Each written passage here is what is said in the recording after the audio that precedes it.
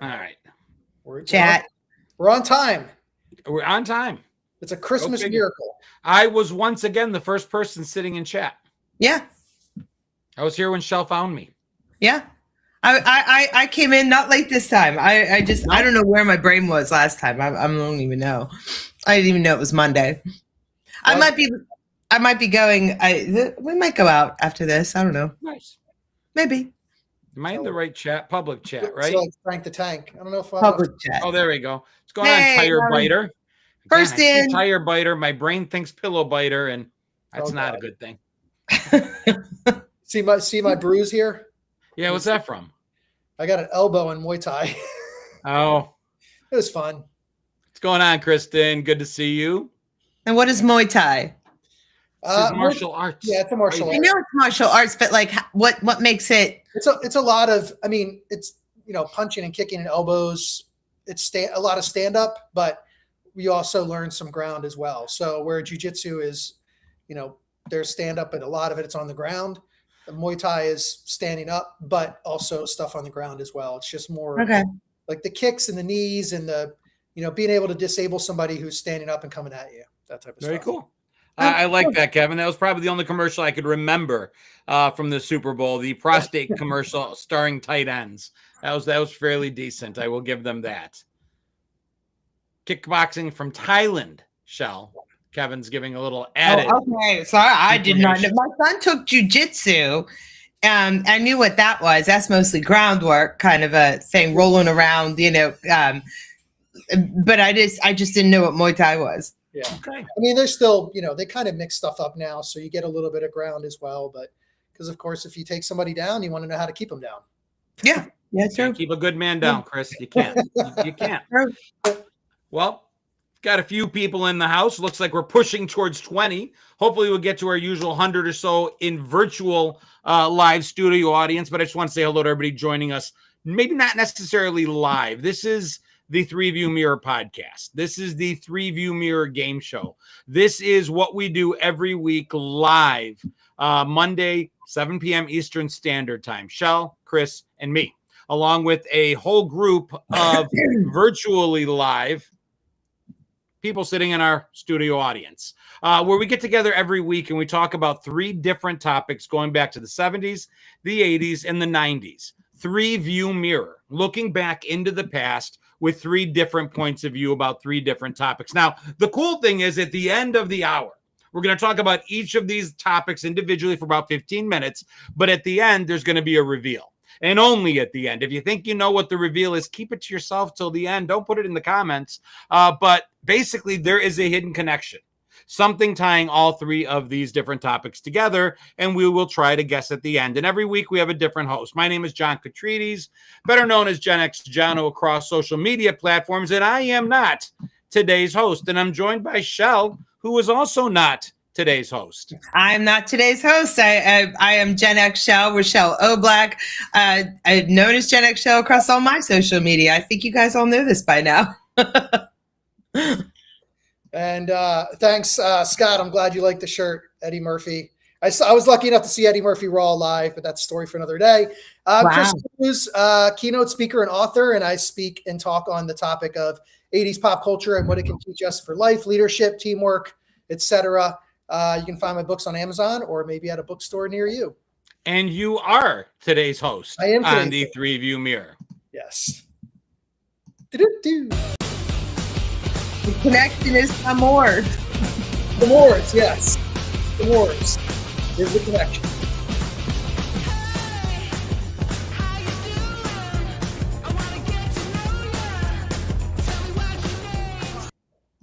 All right, Chris, you are the host with the most. Take it away, my friend. All right. So my 3 topics tonight are, think about this because I had a couple in mind that I wanted to do. Okay. Oh boy. The very funny and also somewhat problematic 16 Candles. Okay. Mr. T. Oh. And your favorite lines from 80s television. Like catchphrases? Yeah, not those. I love it. The catchphrase. Yeah, the catchphrases. Your favorite catchphrases from 80s television. Could be commercials, could be TV shows. Okay. I like it. Good. John's Yeah, John's John. typing a minute. Blah. I'm typing them in, them. and then I hate when I have to admit that I've never seen 16 Candles. Oh God. Oh. This is one of like the 3 big ones that you guys nail me on, and it keeps coming back to make me look bad. Wow. You know, it's so funny though, because if it's not in your wheelhouse to watch a chick flick Right. when you were like, how old would you have been? Like, what year did that come out, Chris? 84? 1984, I think. Yeah, I was Okay. 14. Yeah, so you're like a 14-year-old watching a like what is understandably a chick flick, but I do feel like, but this is my Montoya. What's that movie? You know, Warface. Or Princess Bride. Yeah, but I Princess get hit Bride. twice because It's I like didn't see Princess 16 Bride. Candles or Pretty in Pink, and in my mind, they're both the same movie. yeah. Like I've jumbled scenes together since I've never seen either of them. So Well, you gotta watch 16 Candles, and if you watch it with your kids, they're going to tell you some problematic scenes in it. But we're not here to talk about that. We're here to talk about 16 Candles being this fun, crazy John Hughes comedy that had Anthony Michael Hall and Molly Ringwald, and of course Jake Ryan, that all the girls loved, and that's somebody who's still referenced in pop culture today in a lot of movies, and a great soundtrack like John Hughes always had. He always had a phenomenal soundtrack. The Thompson twins wrapping it up at the end was pretty awesome. So thoughts on 16 Candles, Shell? As soon as he said, "Oh, I mix up Pretty in Pink and 16 Candles," the first thing that came to my mind was the ugly pink dress that she made. But then I'm sitting there, I'm like, no, wait, that's Pretty in Pink, isn't it? and I thought Jake Ryan was in Pretty in Pink, but no, he was in 16 Candles. Yes. Oh boy. Yeah. Oh boy. Oh God. and John Cusack had a small role in 16 Candles. So did his sister Joan. So both John and Joan Cusack were in 16 Candles with small roles. One of my favorite lines from the movie is when he and his nerd brother are getting ready to take pictures of Ted with the prom queen. And they're like, black and white would just capture the moment. He's like, just take the picture. And I have a T-shirt with the picture that came out with no prom queen, but just Farmer Ted and his face. Who's Farmer Ted? Anthony Michael Hall. He's the geek. Gotcha. Yeah. I'm sorry. I know I've seen this movie, okay? but God. I am Entire segment. struggling. So listen, even having not seen it, I'm in the business of making enough content creation that I remember the Asian dude with the what's happening hot stuff. I remember her grandmother feeling her up. I remember them forgetting her birthday, which is about as Gen X as things can get. And I remember, so if this was the Jake Ryan one, I remember him pulling up with his car and he's like, you, and she's like, me? And he's like, yeah, you. And they get together. And I assume she goes from this to For Keeps because he probably impregnates her. And we go into the teenage pregnancy movie that she did directly thereafter. I saw that one. Wait a minute. Okay, no, wait. I had to go and look at the imagery. Okay, I've seen this movie. I have seen this movie. It just doesn't stick out in my mind as much as Pretty in Pink did. Right now. Okay. My God. I should have asked you guys first and told you to watch it. But the audience has clearly seen it because they're all quoting it right now. So everybody's quoting it. And it's I do remember what's happening hot stuff. It's I just do remember the grandma. It's just great, like when you think about John Hughes and all of the movies that he did in the 80s, and that he could go from 16 Candles in 1984 to Planes, Trains, and Automobiles in 1987.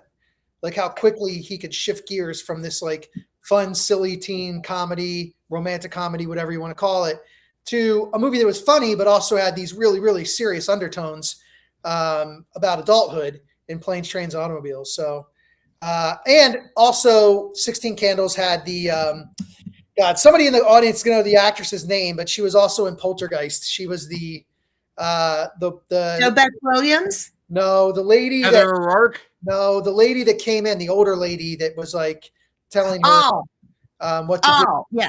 Yeah, She's I also know. in 16 Candles as well. Small Yeah. role, but Yeah. somebody will know it. Yeah.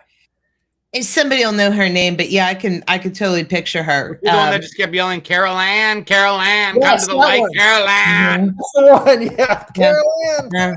Uh-huh. Yeah, that's the the scene one. with the stationary bike has come up a couple times.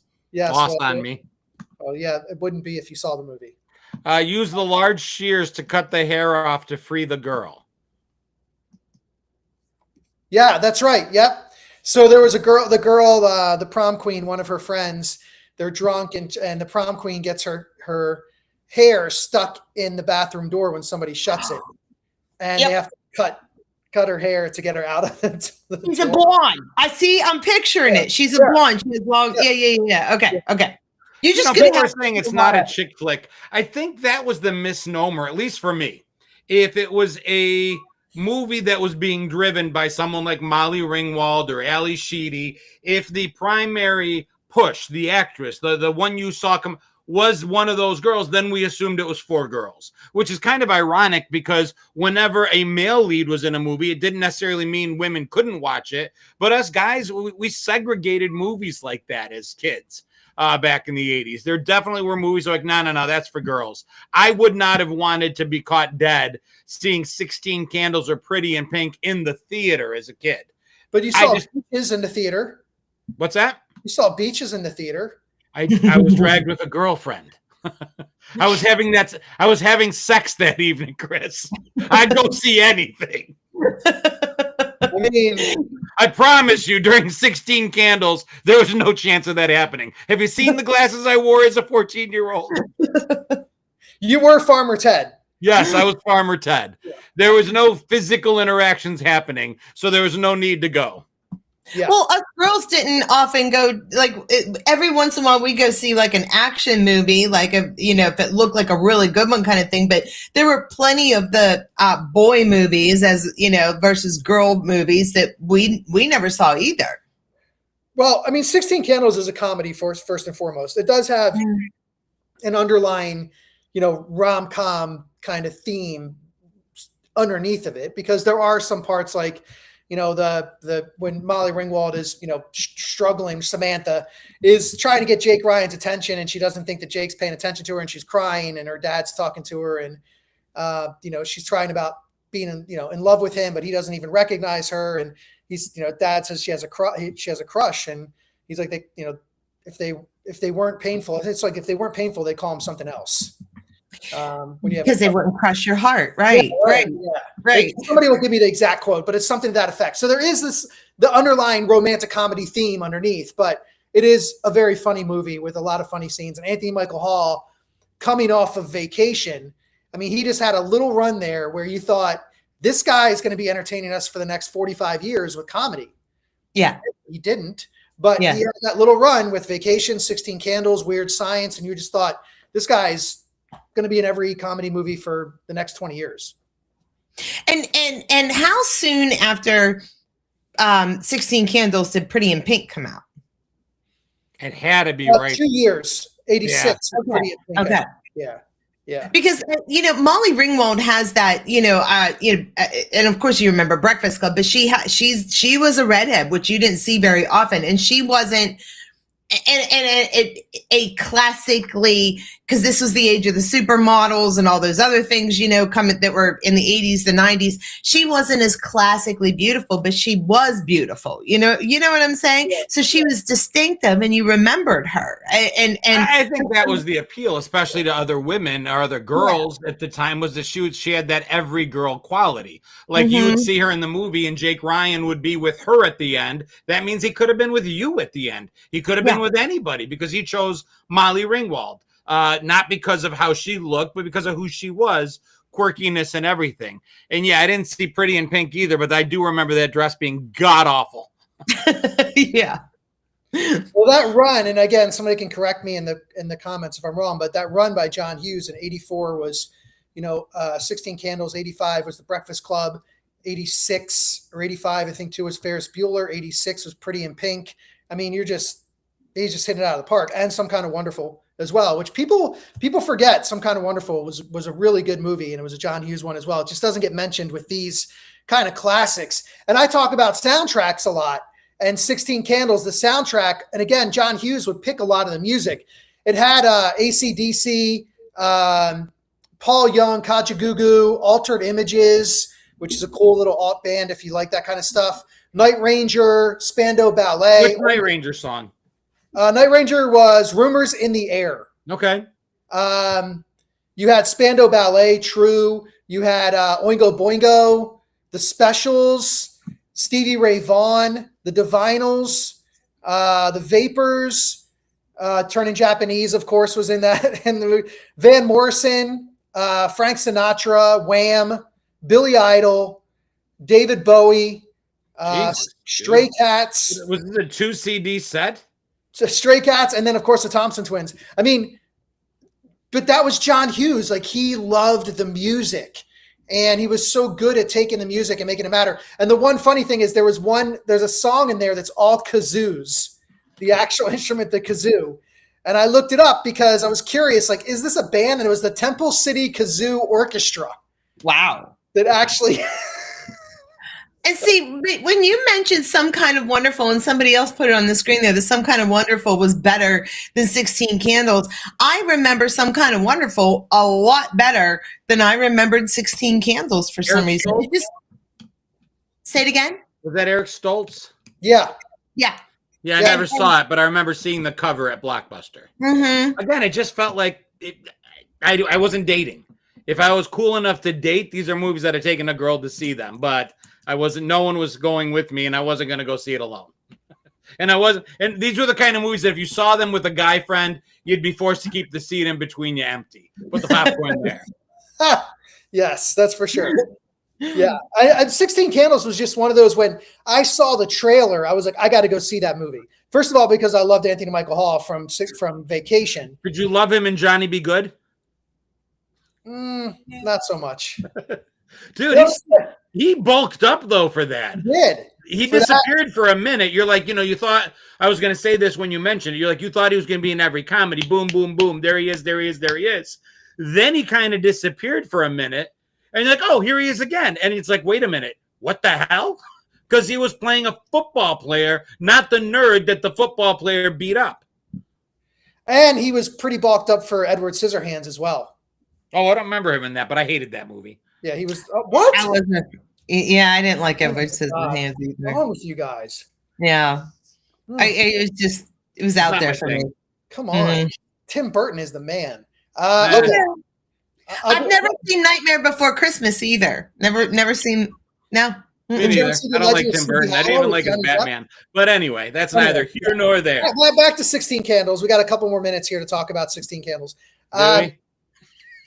Yes, we do. I still can't believe. Oh my God, you're gonna have to watch it now. No, I don't have to. You won't watch Dirty Dancing.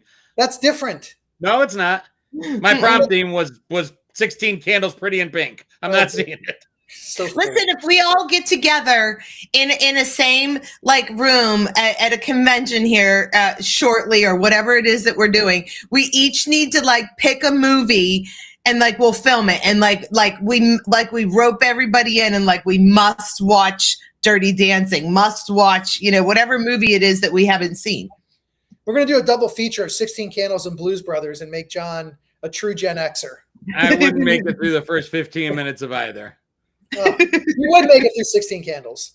Well, maybe. It's pretty. I've tried since. It's a teenage comedy. I'm not a teenager anymore. I mean, it just doesn't hit. It's one of those that you have the nostalgia on your side. Rewatching it today, watching it for the first time as a 50-year-old guy, is probably just not. It's just not doing it. John, you're wrong about something. Though. You are a teenager. That is true, Shell. I take that back. Inside, we're all teenagers at heart. What was Anthony Michael Hall's first movie? Somebody asked us that. I thought it was Vacation. It's not. I don't know. It probably is not. I mean, that was the first time I saw him was in Vacation. Same. But that's probably not his first movie. So I'd be curious to know what it is. Without trying to look it up, I have no idea.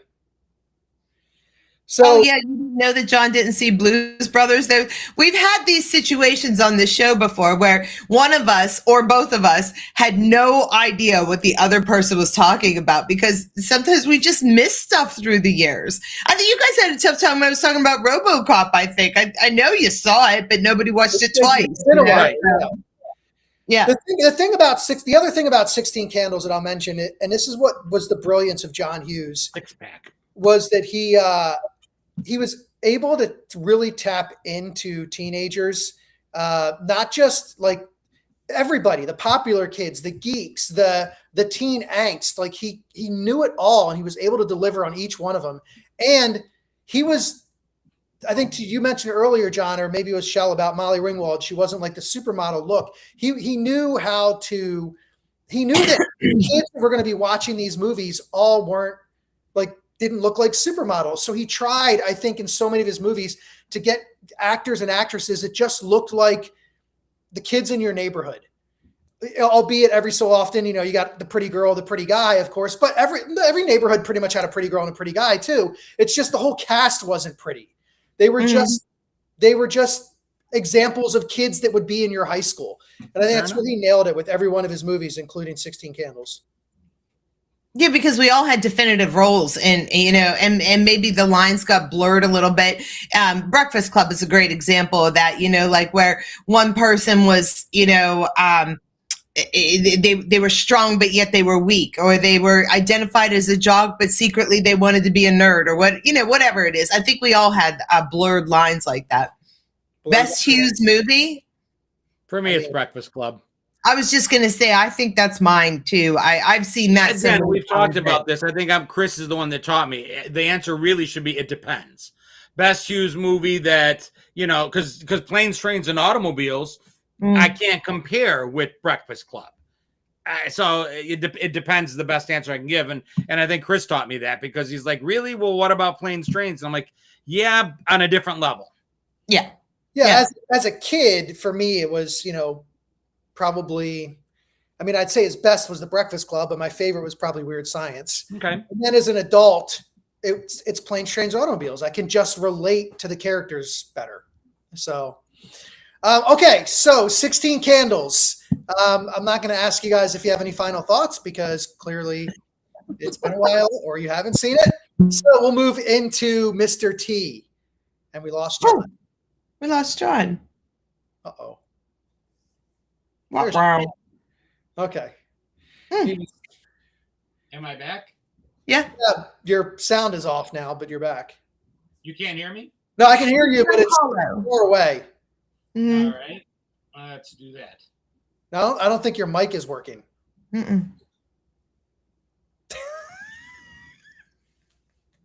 Huh. Well, you guys talk amongst yourselves for a minute. Okay.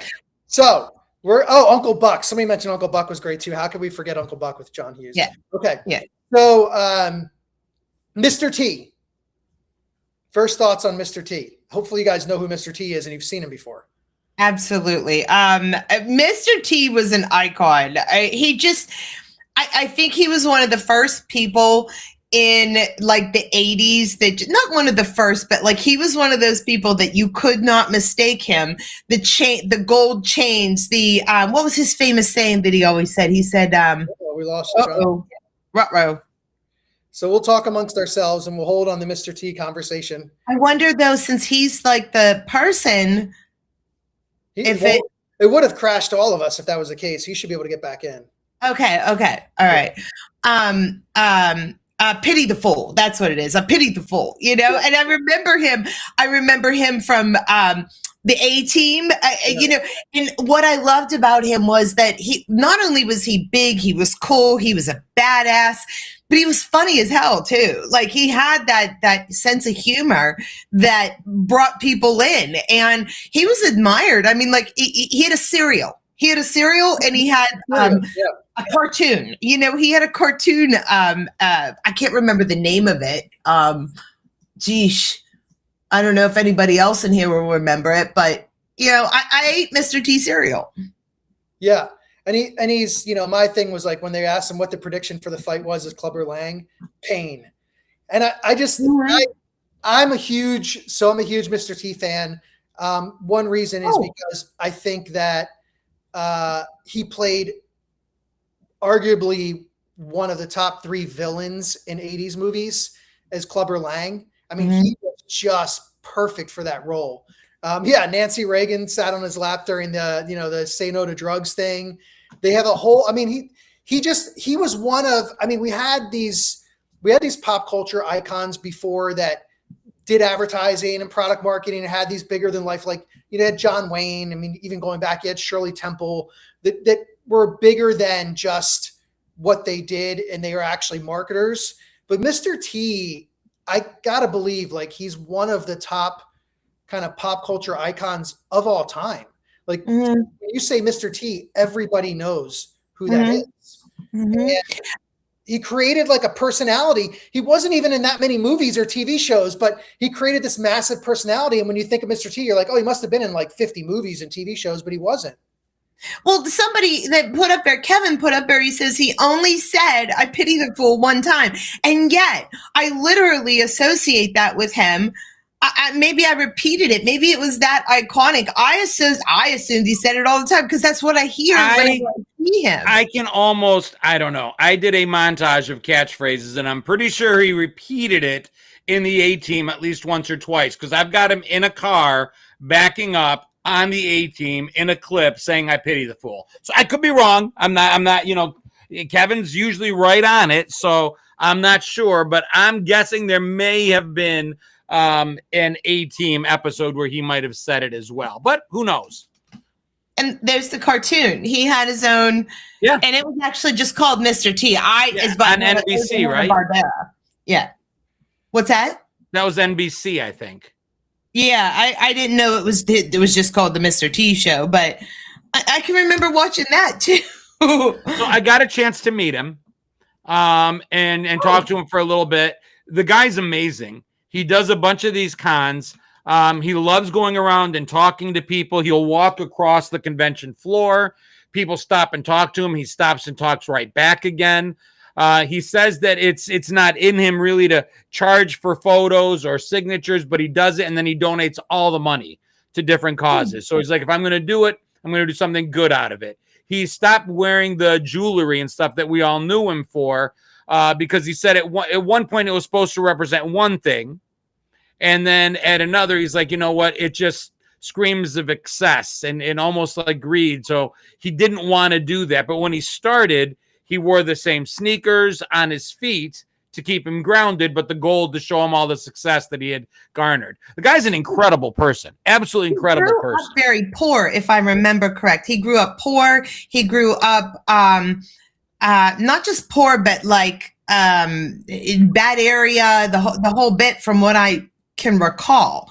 And then I guess he had someone in his life, maybe his dad, something like that really helped him. I remember reading some backstory on him at one point.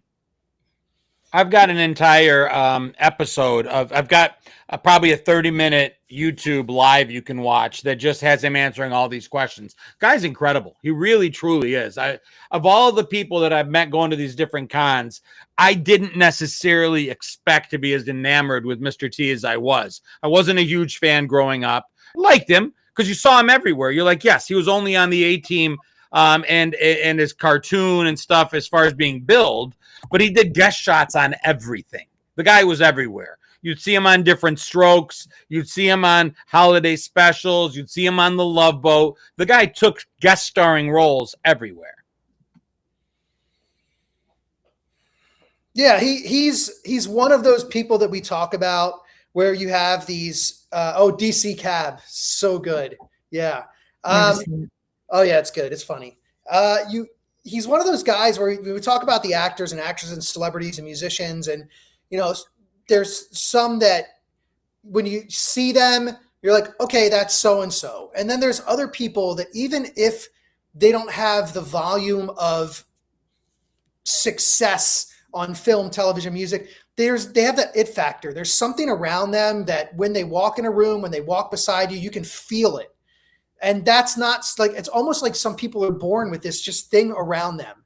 And if they end up having an opportunity to get on camera, it just shows. And for him, for me, that's Mr. T. Like, he just feels like he was born to be famous and born to be somebody that you would recognize. And then he just leaned into it and created this awesome character. And I love that. Like, I mean, obviously talented people who are talented actors, musicians is great. But when you see somebody who just takes the opportunity they had and turn it into something that lasts decades, like that, to me, that's impressive. And please correct me if I'm wrong here too, because like I said, I haven't delved into his history in quite some time. I have read it. Didn't he get some sort of a start in professional wrestling too? Yeah. Yeah. Okay. Because because that's what comes to mind sometimes with those iconic it factor kind of people with charisma. Was somebody here's mentioning Pee Wee Herman. He was a character. Hulk Hogan was a character. You know, Rowdy Roddy Piper was a character, and then Mr. T was a character. And it just brought me back to wrestling because in the back of my mind, I'm thinking he was a wrestler. Yeah. Well, he was, he got discovered by Stallone because he was on a show called America's Toughest Bouncers. Mm. And so when he cast him, he wasn't supposed to be Clubber Lang, like the antagonist. He had a few lines. That was it. But he was just, again, like he had, as somebody said, the aura and the ability. He was Clubber Lang. And I think Stallone recognized that in him, was like, this is our guy. And the rest is history, as they say. Yeah, absolutely. What's going on, Jamal? We talk about actors and actresses. We talk about movies and television shows. We talk about soundtracks and songs and sitcoms. Then we talk about pop culture. Pop culture transcends the individual things that we talked about and enters a different level. Mr. T became part of our pop culture. Yeah. Yeah. Oh, yeah. Yeah, very unforgettable person. And if you had to list a bunch of icons of pop culture, he's definitely high up on that list. People even today, my kids would know who Mr. T was just by, I don't even know how, but they would know it. Mine might. That's a good point. I'm not sure. Mm-hmm. He's not yet. I talk about bigger than life. I really thought he was a much bigger person than he actually is. I just remember him being on Silver Spoons. He was Ricky's bodyguard at one point. I just remember thinking he was this giant of a man, and he's not. He's not 6 foot tall. No. He and Stallone are both short. They were right when they were boxing, but they both looked big. It helps that they were stood next to each other. Balboa, hit me harder, Balboa, hit me harder. Yeah, I'm a huge club. I mean, after I saw Rocky 3, I was like, that's it. Mr. T is my guy. Like, never like eclipsed Patrick Swayze, but he was right there, number 2. And Clubber Lang just being that great character. And then of course, knowing all the stuff that he does, just as a human being outside of the entertainment aspect of it. And the only thing I'm surprised, and maybe did somebody say he had a rap song? Because Ten Commandments, somebody said. I remember his rap song about mother, there is no other. He did this Mother's Day rap where he's telling everybody to be nice to their mothers, that just, if you hear it once, you'll remember it the rest of your life. That's the one that sticks with me. Mother, there is no other. I think I'm seriously going to look that one up and do something with that. I share it every Mother's Day. Yeah. Treat your mother right. Treat your mother right. Yeah. He also had there was like a video, like a motivation, like a video for kids, like something about bullying. Like, I'm not surprised, dude. The guy loves kids. He loves. This is like 1984. Like, I mean, yeah. I could see that. John, I think you're very lucky to have met him. I would love to meet him. He's one of those people that, like, some celebrities, I could meet them. I could be like, okay, whatever, from the past or even from the present. But he's one of those people that you've heard enough good things. He was enough of a pop culture icon that you take a picture beside him and everybody's going, is that Mr. T? Oh my God, you met Mr. T, and I can picture it that way. And I would say the actor is more popular than any of his roles. So he is more famous being himself than he was being Clubber Lang, even being B.A. Baracus. Mr. T himself became more popular than the roles he played. Yeah. So that when you see him, you think you instantly know him because he's exactly who you expect he would be. Except for me, he'll always be Clubber Lang for me. Like I can't. But he also, what sport that he actually supports? I believe he helps, like he donates some funds to it because the U.S. Olympic team, some of the sports they need some help with money to get there is curling. He's like a huge curling fan. I was gonna guess curling. I don't know why. I wish I would have shouted it out. They won gold. I think the men's U.S. team won gold in curling. The mixed won gold. Is that who was? Mixed team, yeah. But yeah, he's a big curling fan, which is so wild that would be the sport he would choose. Yeah. You would think it would be something else, big tough guy kind of thing. But I'll tell you what, I just said that out loud and it reminded me. I think one of the things that attracted me to him as a character was the fact that, yes, he was excessive in his chains and he was excessive in his attitude and things like that. But it was almost like you could read him and see that he was like a big teddy bear as well. And I think you meet certain people, they look big and scary. And then you're like, oh, you're nothing but a teddy bear, and not in a bad way. You're kind, you're gentle, you're all those things. And John was just saying that's what he was. And I think I detected that or something. And that's why I liked him. He lives by his faith, wears it on his sleeve. And again, that's no judgment. Some people do, some people don't, some people are, some people aren't. It doesn't matter. But I love it when I see somebody who lives their word. He's not a hypocrite. From all I can tell, never heard a bad word about him. In a society that we live in, when if some form of media has a chance to take someone down, they take their shot at it. The guy's been untouched. Yeah. Do you think that's true, though, John? Back in the day, I don't know that people took down as many people back in the day. I mean, every time you were in the grocery store, you couldn't help but see it. It was a different format, but yeah, you had the National Enquirer, you had the Star, you had hard copy, you had entertainment. Every show was about what scandals going on. The late night shows, somebody was with Divine Brown I really do think it was just different than it is today, and it stuck longer because it took a while to knock someone off the front page of a scandal mag. Today, the internet's so fast that it's ramped up more quickly. Maybe so, yeah. I see what you're saying. Like, I forgot about Entertainment Tonight and all that stuff, but it did sit and register to me because nowadays, like, you could trip over an invisible thing and suddenly you're all over the news, if you're famous, and that whole cancellation. They got you in the second you said it. You can delete it and it doesn't go away. They've got you. Mm-hmm. It'll be all right. He said the Pee Wee Herman movie, Pee Wee put Mr. T's cereal on his pancakes. Which is so great. That's awesome. Okay. So we spent almost 15, 17 minutes on Mr. T. Any closing comments since you do know this one? No. John? I'm good. Okay.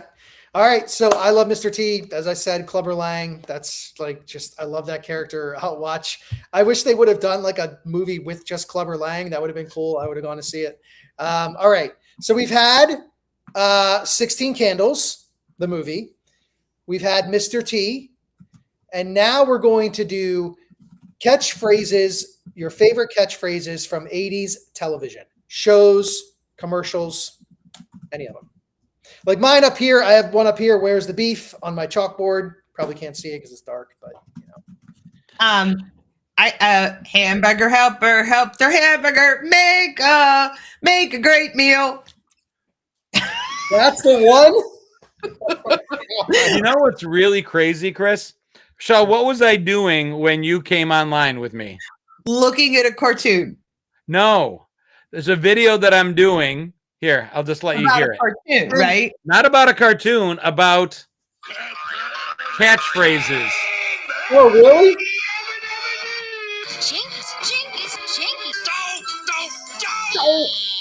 No way. I am Cornholio. I need to for my bunghole. Oh my God! They killed Kenny! You bastard! I thought I told Putty Kid.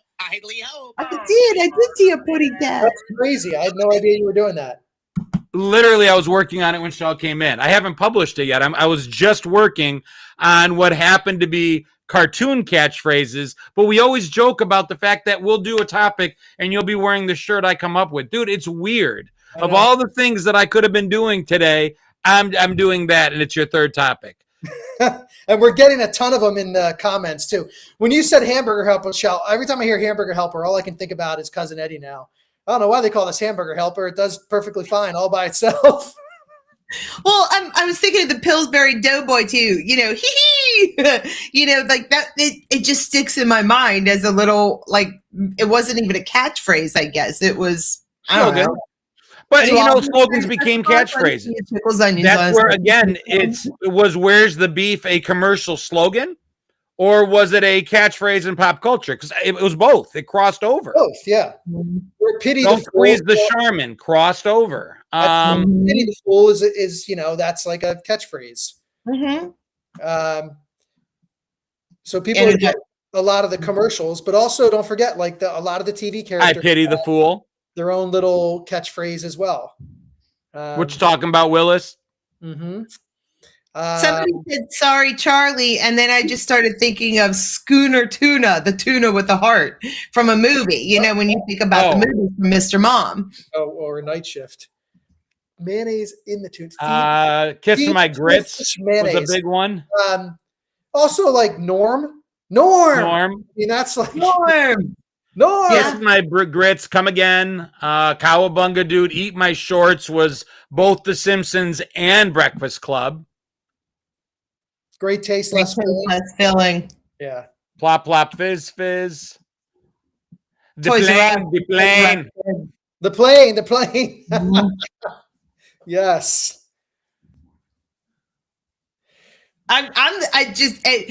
There was one with Ancient Chinese Secret. There was the Ginsu knife guy.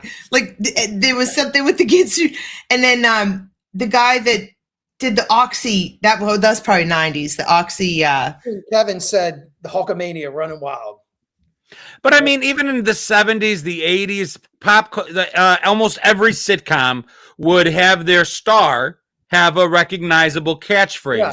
Whether it started with like Happy Days and Sit on It, Welcome Back Kotter, Up Your Nose with a Rubber Hose. It's, did I do that with Urkel? They just wanted something. Willis? What's that? What you talking about, Willis? Like I said, Kiss My Grits from Alice. Even like the Dukes of Hazzard do the Yeehaw Rebel Yell. They always had something that they could keep coming back to. Nanu Nanu and Shazbot from Mork and Mindy. They were literally something that they could bring back over and over again. Even Full House. How rude, and it became funny. How you doing? It even carried into the 90s with Friends. Mm-hmm. Yeah, and I mean, and a lot of those shows, you were waiting. You would watch the show waiting for that character to deliver that line. Yeah. Just waiting for the moment. You were trying to figure out when they were going to say it. Yeah. Arnold's probably the best version of that. Yeah, probably. Movies, I'll be back. Yeah. Mm-hmm. Fonzie with A. We just said one today. Ruh-roh Raggy. Did I say that right? No, it's so that never happened. That's another Mandela effect. No, it was Ruh-roh Rorge. The one that said Ruh-roh was Astro from the Jetsons. Scooby never said Ruh-roh, even though it's gone. Even though you can find Scooby-Doo paraphernalia that sells it, T-shirts that say it, but it was Astro that said Ruh-roh. Scooby's was the. Do that again, John. No. Zoinks. Zoinks. As you wish. As you wish. I put that on a T-shirt this week. Puppy power. No. Yes. No. Scrappy Doo. Scrappy Doo is an affront against humanity. No, Scrappy Doo was the best. Oh, dude, you are the only one in the history of the world that likes Scrappy Doo. Apparently not. Scrappy Doo was the cousin Oliver of Scooby Doo. apparently someone else because they said puppy power. They said it. Power. Doesn't mean they liked it. Okay, so somebody Wonder Twin Oh. powers activate. Can I Yep. just say that Wonder Twins could have been the greatest cartoon of all time? But Sure. why? Why was he always a bucket of water or a piece of Yeah. ice? And the other one was an eagle. Like, can we have Yeah. something fun? Like, do something different. How about like a dragon and a machine gun? Like that's Dude, what in the comic books, the Wonder Twins got dark. I think I told you this. yeah. She could turn into like dinosaurs and would rip people to pieces. He would turn into steam and then turn into icicle spikes once you breathe them in. I love it. I love it. That's what it's supposed to be. How about The bucket of Captain water is- Planet? Which one?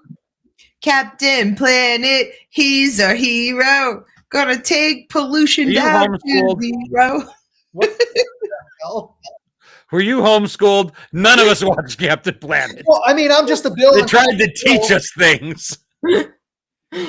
I'm just a bill on Capitol Hill. I mean, that Yeah. was like, that. I mean, Conjunction, junction. junction. Marsha. Marsha. Jan, beam me up, Scotty. I mean, that isn't. Beam me up, Scotty's another false one. He never said it. What did he say? Just beam us up, beam us aboard. Oh, really? But beam me up, Scotty, in that was never really said. Kind of like on the Waltons, Goodnight John Boy is the way everyone remembers every episode ending, but it might have been just one episode. Every night they would say Goodnight Elizabeth, Goodnight Mary Ellen, depending on who was in the plot, but everybody just remembers Goodnight John Boy. Oh no, Mr. Bill. I know we're forgetting a couple big I'm ones. not buying this. This is no. You're wrong. About what?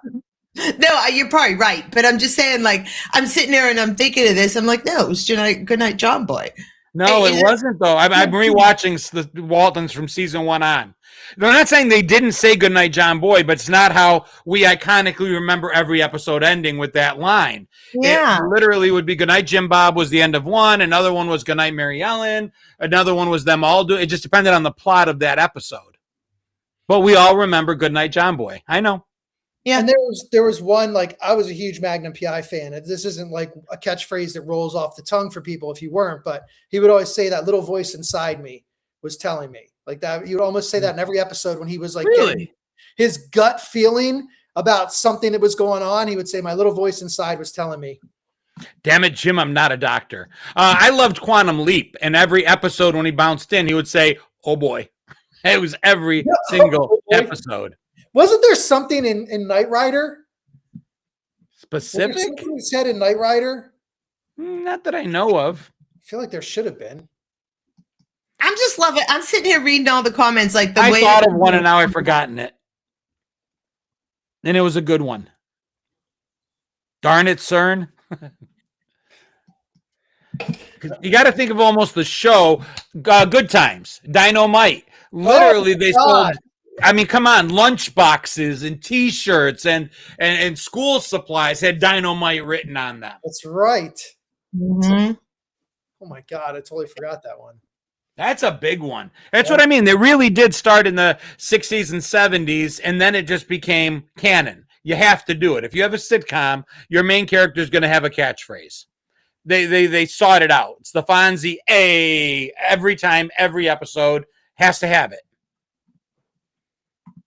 Yeah, I guess you're right. I mean, and I'm thinking more of TV. Like there were catchphrases in movies, but I think the TV ones are easier to remember. Well, the difference with the TV ones is it was repetitive over seasons. Mhm. Yeah, yippee-ki-yay, motherfucker, on Die Hard became a popular catchphrase, but he said it once, you know?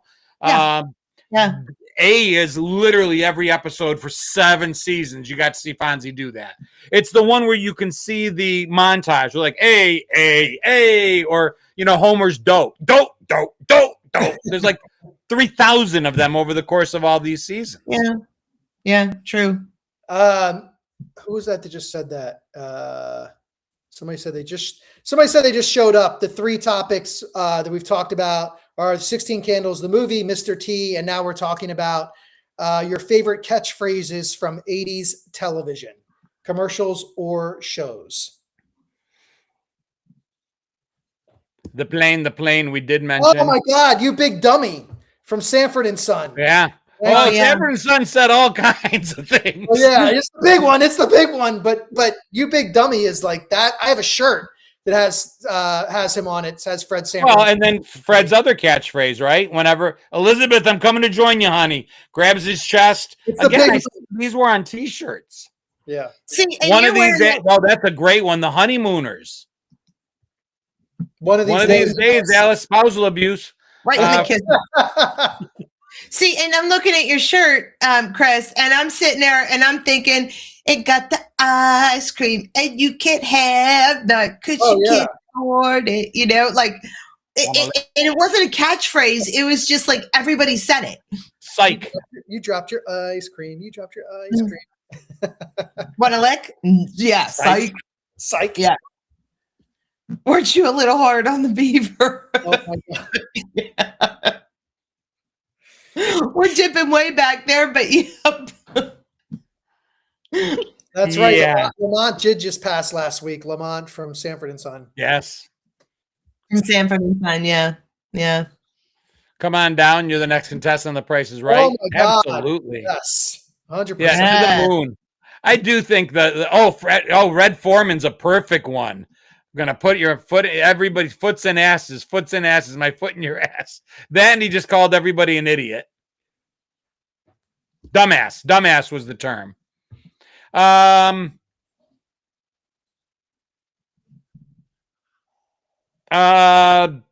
drawing a blank. Bundy. Al Bundy. Did he have a catchphrase? Well, there was Al when what that Peg said. She would always go, yes. Al. There it is. That word. And he more or less had catch things like his no ma'am club. You know what I mean? But I don't recall him having anything else. You're right. I remember the Al constantly. That was was that show.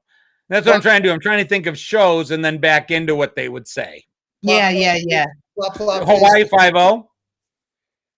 don't know if they had one on there. They did. Book 'em, Daniel. Book 'em, Daniel. Oh, yeah. Because I think that's the way we should have worked it. I should have just given you the show and see if you, or the other way around. Yeah, Book 'em, Daniel was a big one. Oh, Blister Bill said, "Aw, Peg." Yeah, he did say that a lot. He'd go, "Aw, Peg." You're absolutely correct.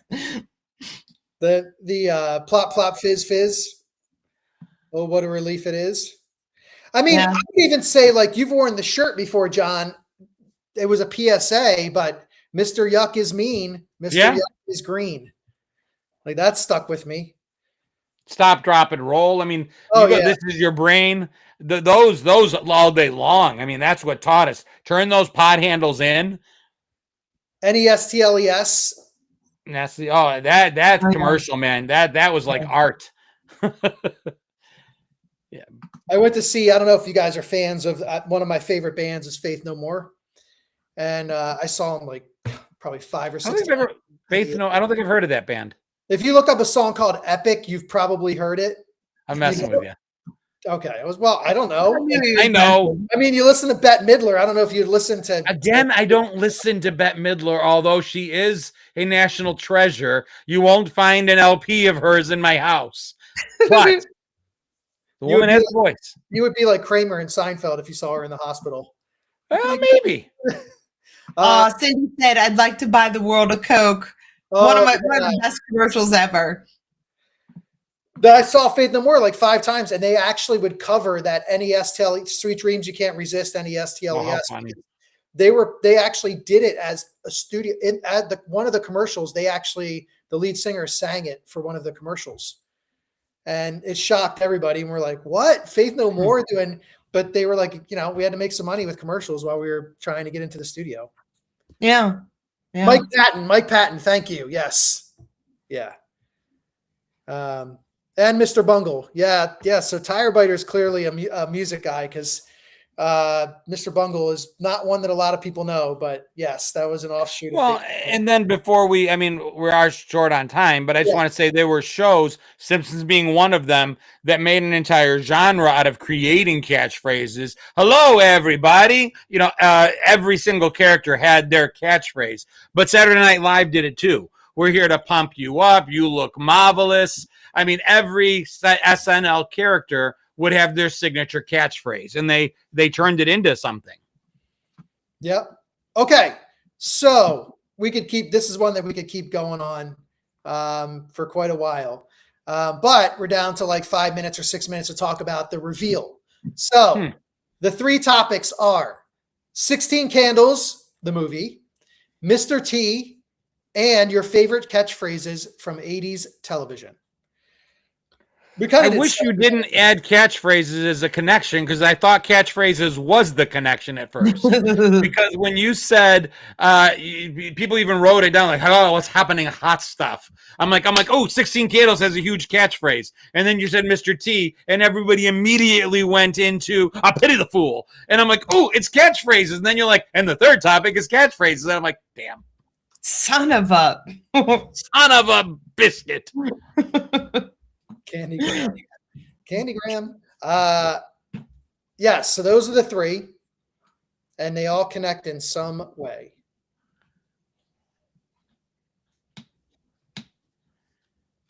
Oof.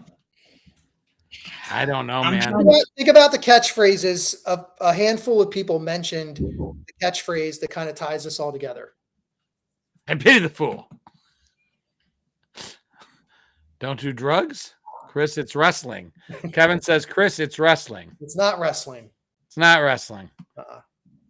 Boston Bill says, low duck dong. I didn't even see it, and I know that it's long duck dong. I could be wrong.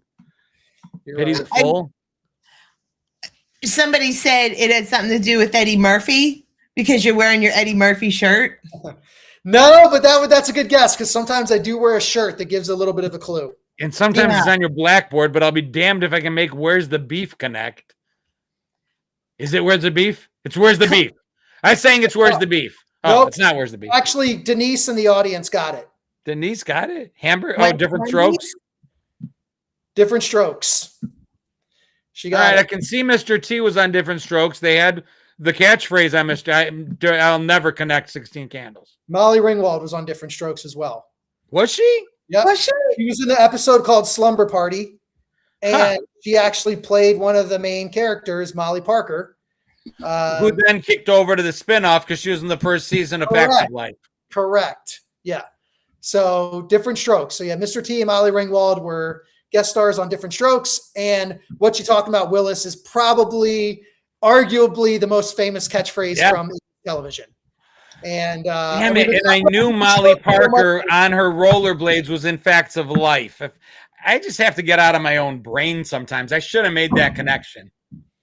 And we've been talking about Different Strokes so much lately. They had the Bicycle Man episode everybody was talking about last week. Yeah. So I figured it'd be fun to tie in Different Strokes. It was just an easy one to do. I loved that show. Different Strokes was a show I don't watch it. Like, there's some shows that the nostalgia value is high, and I enjoy watching it again now. It's not one of those. Like, I can't really watch it today and feel the same thing. But at the time, that was a small little power hour for me. Different Strokes followed by Facts of Life. That was an hour of television I remember really liking as a kid. Maybe Wednesday nights. It was like middle of the week. Maybe Friday. I don't even know. Yeah, and it was, and the thing is, this was back when the theme songs for the shows mattered. And you knew the theme song. People sang it, whether it was something that hit the charts, like, The Greatest American Hero theme song hits goes top 5 or top 10, or it's just Different Strokes because, it takes different strokes to rule the world. Yes, it does. It takes different strokes. It just, you just knew it. You heard the first note and you're like, if you were out of the room, you're like, oh my God, Different Strokes is on. I got to get into the room and watch it. Mm-hmm. Mm-hmm. Now the world don't move to the beat of just one drum. It's funny that I said it was either on Wednesday or Friday. It was on both. It started on Fridays and then it got moved to Wednesdays. So it's stuck in my head. And it just, go ahead, Shell. Oh, sorry. Dana Plato. I was thinking about earlier when I said, was there as much about these celebrities? But then I can remember Dana Plato being one of the first celebrities that I can recall being like, wow, what happened? Child actor, what happened to her kind of a thing. Same way with Todd Bridges, those two stuck out in my mind as being like, wow, child actors that went south. And they were, canceled, so to speak, or, whatever it was. Is making the circuit again now a little bit. Yeah. There's been a redemption story arc for him. Mhm. He started acting very young. I just rewatched Roots from beginning to end. My mother's visiting us, and we're doing miniseries while she's here. We saw Roots. We just watched North and South together. And Todd Bridges was in Roots as a very young kid. He's the only surviving cast member of that show as far as the major cast members. Mm-hmm. Well, rumor has it that the Gooch is still alive somewhere, but I always loved the Gooch because that was like the bully that you never really saw, and Right. like just, Arnold would talk about the Gooch picking on him. It very much had it was a sitcom, but it also had very much like an after school special feel with so many of the episodes that they had lessons built into so many of them that I think that's why the show resonated with a lot of kids and why a lot of parents were glad that their kids were watching Different Strokes, because it was kind of more than just a sitcom, to be honest. Let's be honest. Our parents weren't glad. They didn't know what the hell we were watching. I don't know. Had they noticed, it wouldn't have bothered them. But if they were paying any attention, I wouldn't have watched half of what I watched. Parents were, a little more engaged. Some were not, but my only problem with I lost it. Oh, I just wish they would turn the laugh track off on their very special episodes. The bicycle, that was horrible. I just saw one with Carrie Michelson. She went on to star in Nell Carter's feature, Give Me a Break. But they did this teenage pregnancy story arc on Different Strokes. And again, the laugh track talking about how, I'm 15 and pregnant. Like, just turn it off. Yeah. Well, and Gary, sorry. No, go ahead. Now, Mr. T had his own cartoon show, and Gary Coleman had his own cartoon show. So, yeah. Yeah, and just like we talk about the people that were on these shows back in the day, as I was going through this, it was like Different Strokes guest stars: Nancy Reagan, David Hasselhoff, Ed Too Tall Jones, Milton Berle, Kareem Abdul-Jabbar, Muhammad Ali, Clarence Clemens, Mr. T, Gordon Jump, who played the Bicycle Man. Yeah, Mr. T was on Different Strokes. Yeah, It Janet literally Jackson, came out of my mouth. Dorothy Hamill, Reggie Jackson, Kim Fields, Molly Ringwald, Dabney Coleman. Punky Well, like Brewster. we said, Janet Jackson was a series regular for a while. Yeah. Salil Moon Fry, Punky Brewster. I mean, the list goes on. Like, point is, that was what was cool too, is like you never really knew. Andrew Dice Clay was on there. You never really knew who was going to kind of show up. And they would sometimes promote it with the marketing.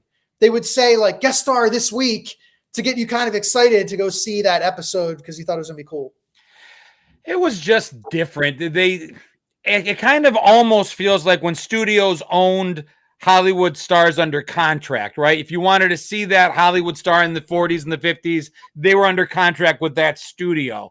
The networks really leaned into their shows. Holidays would come along and the cast would be there wishing you a Merry Christmas or a Happy Holiday. The cast would show up in holiday specials. Every episode, Different Strokes would have a Thanksgiving episode. They would have a Christmas episode. It just leaned into everything about our everyday lives that you don't see in most shows today. Mm-hmm. Yeah. But it's easy to do when you have 28 episodes that spans from, October until May. Yeah. I get disappointed nowadays because I'll start watching a new show and then all of a sudden it's the season finale and you're like, there's 8 episodes. Right. And it wasn't even like a highly like took a lot of post-editing kind of a show. It was just like sitcom-ish. And I'm like, there's 8 episodes. What is wrong with you people? And if there's a 6-year-old on the show, they'll be driving by the time the next season comes on. Yeah. Stranger Things. Yeah. Yes. I just forget about it in the off season. There's shows I'm waving. I'm like, wait a minute, did we ever finish that show? I'm like, I don't know. Yeah. We lost it in the ether. The other thing I'll say about Different Strokes that's funny, and I'm trying to word this in a way that's not in any way bad because I don't mean to make fun of the fact that they were diminutive in nature, but having like a little black kid was something that they tried to do for shows for a minute there. You had the Gary Coleman factor, the Webster factor. They're like, let's see if we can duplicate this. And it was a white family with an undersized small black child. Became like the pattern for a minute there on television, and they duplicated it. I'm like, how weird that they would do that. Well, they did. And then Michael Jackson will put them on his shoulder and take them to award ceremonies. Undersized. I should just. Oh, you're going to hell, John. But I mean, it's true. It is true though, because I forgot all about Webster. There was a third one too, but by then people had enough. They're like, all right, it's no longer a thing. Emmanuel Lewis was Webster. Yes. Yeah. But there was one more too. They tried it over and over again, and I'm like, but it's always the same pattern. It's just I'm like, okay, it's okay. Anyway. Shell's laughing. Chris is looking at me like, yeah, you're gonna burn, buddy. I didn't mean it in a bad way. It's just funny that they would do it 2 or 3 times. But that's what's funny about it. It's just the way you said it, undersized, not small or like little, like you just undersized. I don't know why that struck me as funny. I have no idea. Were they really? Is that true? No, there had to be. I mean, Tattoo was pretty big at being small. Another one. Look how cute it is. A little person up in the bell tower yelling, the plane. The plane. Yeah. Jebediah goes, that was weird now that I think about it. Now, wait a minute. Well, okay, I have to ask this.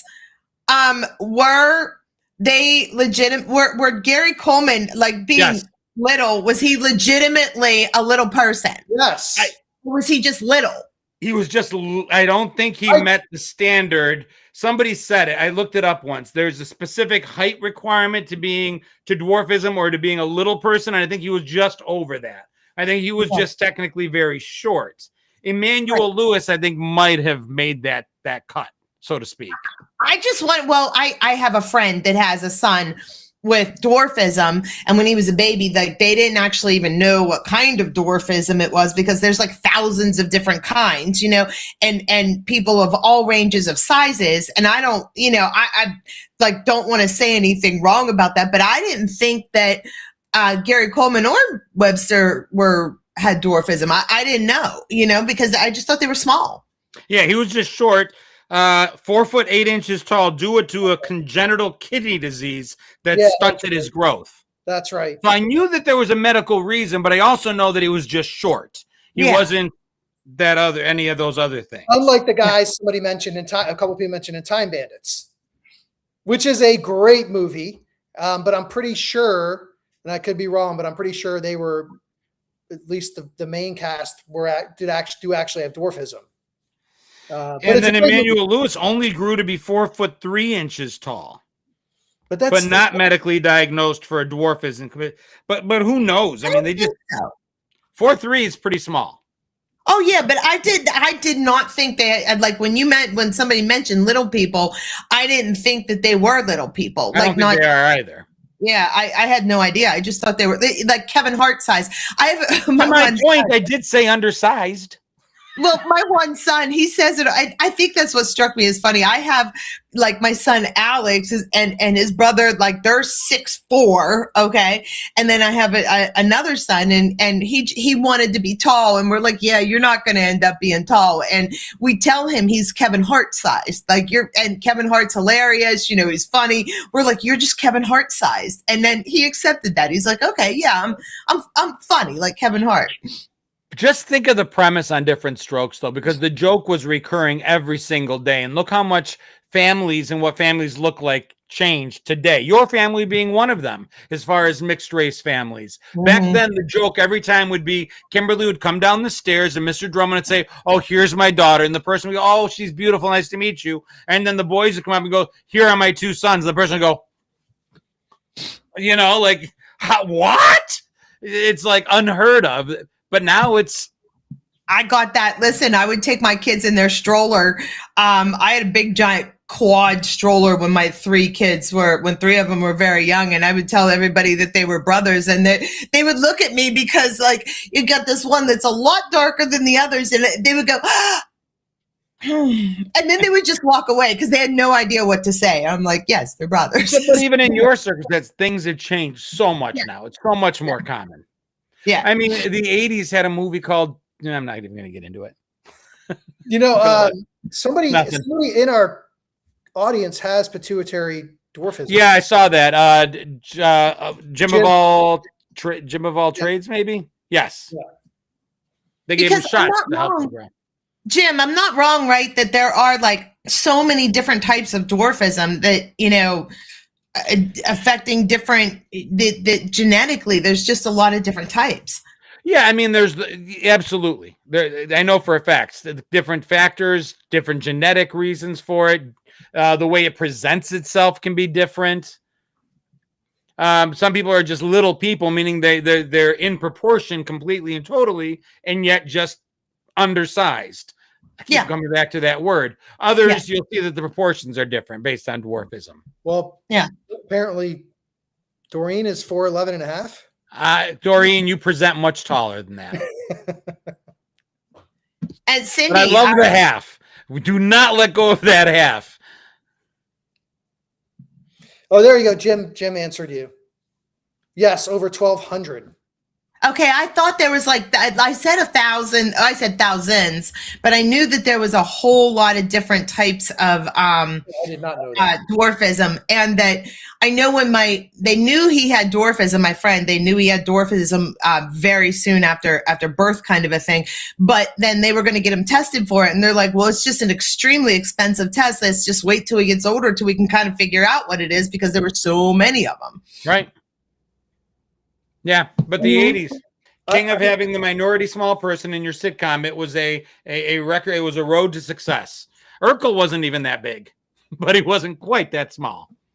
I mean, I actually learned something tonight, and I never thought that making the connection to different strokes, I would learn that there were 1,200 types. To your point, though, that show, that was the second half of it. One half was it was funny. The other half, it did teach us. There was that moral and educational aspect to different strokes. It's right there in the song, too. Parents were teaching us, so somebody had to.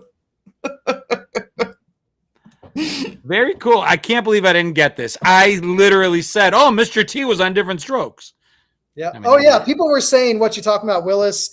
Early on, when I first announced the 3 topics. Shell has ruined me. I've not had an answer to these because my brain automatically goes to the most obscure places trying to come up with this like really weird tangent, unthinkable connection.